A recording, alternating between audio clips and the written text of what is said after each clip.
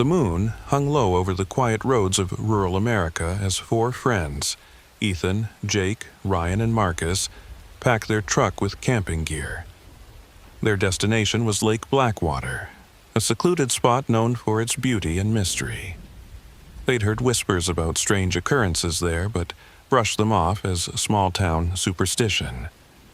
The group was looking for an adventure, and nothing was going to stand in their way. As they drove through the dense forest leading to the lake, the mood was light. Ethan, the self-appointed leader of the group, kept everyone entertained with jokes, while Jake navigated using a crumpled map. Ryan and Marcus, seated in the back, munched on snacks and occasionally joined in the banter. About halfway to their destination, the truck's headlights illuminated a hunched figure standing by the roadside. It was an old man with a weathered face, his eyes shadowed under the brim of a battered hat. Ethan slowed the truck as the man waved them down. "You boys heading to Lake Blackwater?" the old man asked, his voice raspy with age. "Yes, sir," Ethan replied cheerfully. The old man's expression darkened. "Don't go there. That lake's cursed. Folks disappear, strange sounds at night. It's not a place for young men like you." The friends exchanged skeptical glances. Jake rolled his eyes, and Ryan stifled a laugh. Ethan, trying to be polite, thanked the man for his concern but assured him they'd be fine. The old man stepped closer, his voice dropping to a near whisper. "You'll regret it. Turn back while you can." Ethan nodded dismissively and drove off, the truck kicking up gravel. "Did you see his face?" Jake joked. "Like something out of a horror movie?" "Yeah, but that was creepy," Ryan said, glancing out the window as if expecting the old man to reappear. "Relax," Ethan said. "We'll be fine. It's just an old guy trying to scare us." Not long after, they came across a disturbing sight. In the middle of the narrow dirt road lay a dead crow.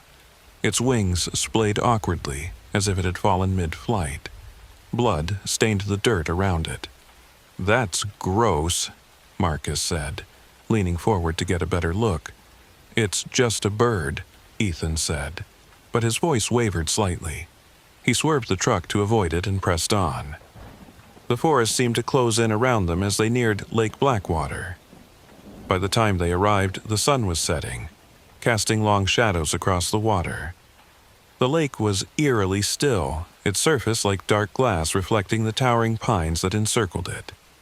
The group unloaded their gear and set up camp near the shore. As night fell, the atmosphere grew heavy. The usual sounds of the wilderness, chirping crickets, rustling leaves, were absent, replaced by an unsettling silence.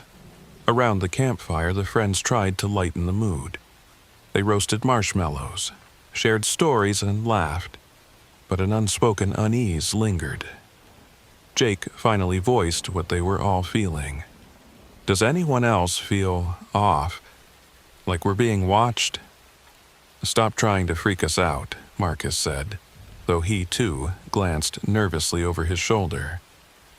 "Let's just get some sleep," Ethan suggested. "We've got a whole day of exploring tomorrow." Reluctantly, they retreated to their tents. Ethan awoke in the middle of the night to a strange sound, a faint whispering, as if carried by the wind.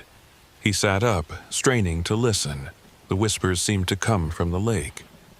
Peeking out of the tent, he saw nothing but darkness and the faint shimmer of moonlight on the water. Shaking his head, he lay back down, convincing himself it was his imagination. By morning, the eerie whispers were forgotten as the group began exploring the area. They hiked around the lake, took photos, and skipped stones across the surface. Despite the lake's beauty, there was something unnerving about it. The water was unnaturally cold, even in the sunlight, and the forest seemed too quiet. As the day wore on, they noticed a change in Ryan. Usually upbeat and talkative, he became withdrawn, his gaze frequently drawn to the lake. "You okay?" Ethan asked. "Yeah," Ryan muttered, but his tone was unconvincing. That night, the whispers returned, louder this time. Ethan wasn't the only one who heard them.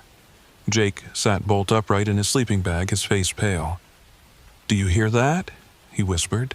"Yeah," Ethan replied, his voice trembling.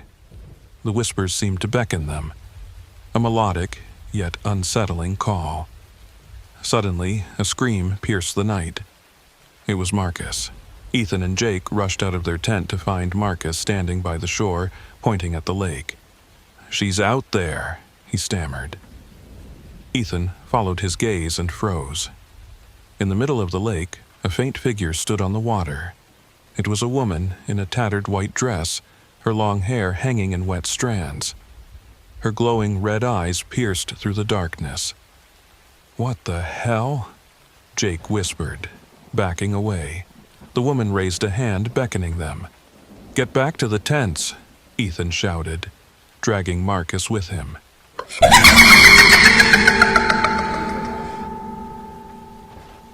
Morning brought no relief. Ryan and Marcus were gone. Their tents were empty, their belongings undisturbed. "Where the hell are they?" Jake demanded, panic rising in his voice. Ethan scoured the area, calling their names, but there was no trace of them. Desperation drove them to the lake, where they found 2 sets of footprints leading into the water, but none coming out. They wouldn't... Jake trailed off, his voice cracking. The whispers returned, louder now, seeming to come from all directions. The air grew heavy and the temperature plummeted. "We have to leave," Ethan said, grabbing Jake by the arm. "But what about Ryan and Marcus?" Jake protested. "They're gone," Ethan snapped. "If we stay, we'll be next." As they packed up their gear, the whispers grew into a cacophony. The ground seemed to shift beneath their feet, and shadows danced among the trees. As they fled, the figure appeared again, this time on the shore. She was closer now, her gaunt face twisted into a grotesque grin. Her skeletal hands reached out as if to grab them. "Run!" Ethan shouted, but Jake froze, his eyes locked on the apparition. "Jake!" Ethan screamed, pulling him away just as the ghost lunged. They sprinted into the forest, the haunting whispers echoing behind them. Hours later, they stumbled back onto the road where they had encountered the old man. Exhausted and terrified, they collapsed by the side of the road. The old man appeared again, as if he'd been waiting. He looked at them with pity. "You saw her, didn't you?" he said. Ethan nodded, tears streaming down his face.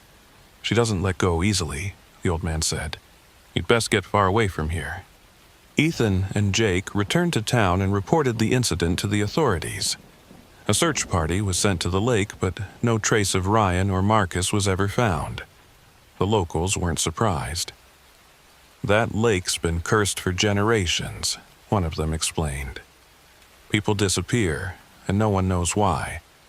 Some say it's the spirit of a drowned woman seeking revenge." Ethan and Jake never spoke of what happened that night again. They moved away from the area, trying to rebuild their lives, but the memories haunted them. At night, they sometimes heard whispers, soft and melodic, reminding them that the lake hadn't forgotten. And deep within the still waters of Lake Blackwater, the ghost waited patiently for her next visitors.